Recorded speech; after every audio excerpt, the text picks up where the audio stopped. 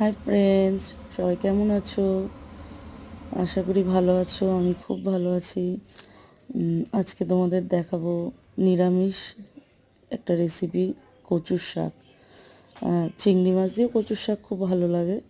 হ্যাঁ, মাছের মাথা দিয়ে, ইলিশ মাছের, বাট এটা নিরামিষ, নবরাত্রি চলছে আমাদের, তাই তো প্রথমে ধুয়ে ভালো করে কেটে নিয়ে ভালো করে ধুয়ে নিতে হবে, নিয়ে সিদ্ধ করে তারপরে ভালো করে জলটাকে ছাড়িয়ে নিতে হবে একটা ঝুড়িতে। তারপরে তেল গরম করে তাতে তেজপাতা, শুকনো লঙ্কা, পাঁচফোড়ন দিয়ে ভালো করে নেড়ে চেড়ে নিতে হবে। তারপরে কাঁচা লঙ্কা দেবো,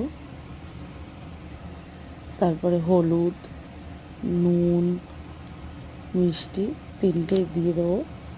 দেওয়ার পরে ভালো করে নাড়বো, কারণ নুন দেওয়ার পরে বেশ কিছুটা জল বেরোয়।